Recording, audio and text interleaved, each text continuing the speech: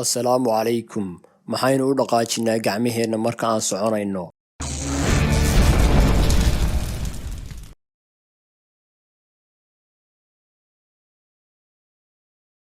Marka aynu soconayno, labadeena lugood waxay sameeyaan dhaqaaq isweydaar ah. Marka aynu hore u qaadno lugteena midig, lugta bidix gadaal ayaynu kaga nimaadnaa.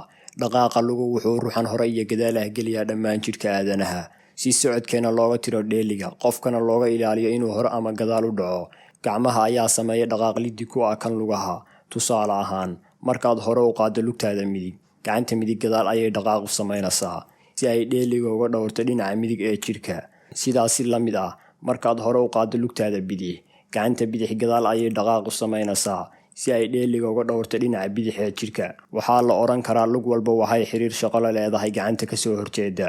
Tusaale ahaan, markaad hore u qaaddo lugta midig, waxaa hore ula dhaqaaqaysa gacanta bidix. Waxaa gadaal lagaga imaanaya lugtii bidix iyo gacantii midig.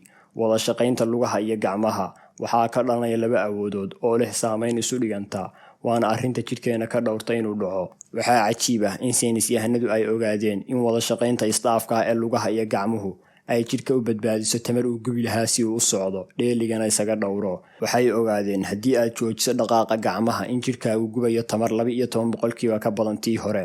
Si dheeliga iyo dhicidda looga ilaaliyo jidhka, haddii aad isku daydo inaad lug walba gacanteeda raaciso oo gacanta iyo lugta midig aad isku jiha u dhaqaajiso, lugta bidix iyo gacanta bidixna aad isku jiha u dhaqaajiso, jidhkaagu wuxuu gubayaa tamar 26% ka badan tii uu gubi jiray markaad caadiga u soconayso.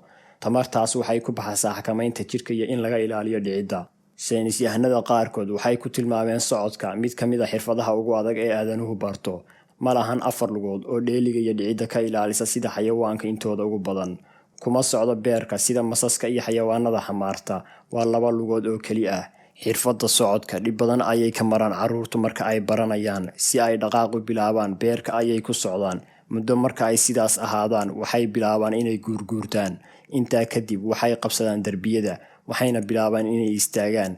Dadaal dheer kadib, ilmuhu marka uu socodka barto, weligii ma ilaawo inta uu nool yahay.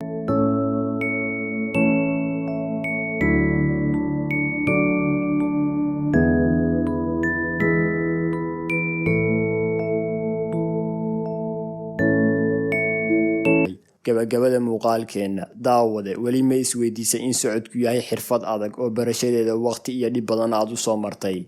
Mase ku fakartay inaad Alle ugu mahadnaqdo nimcada uu ku siiyey ee faraha badan oo ay ka mid yihiin xubnahan caafimaadka qaba ee kuu suuro geliyay inaad dhulka guudkiisa ku mushaahado?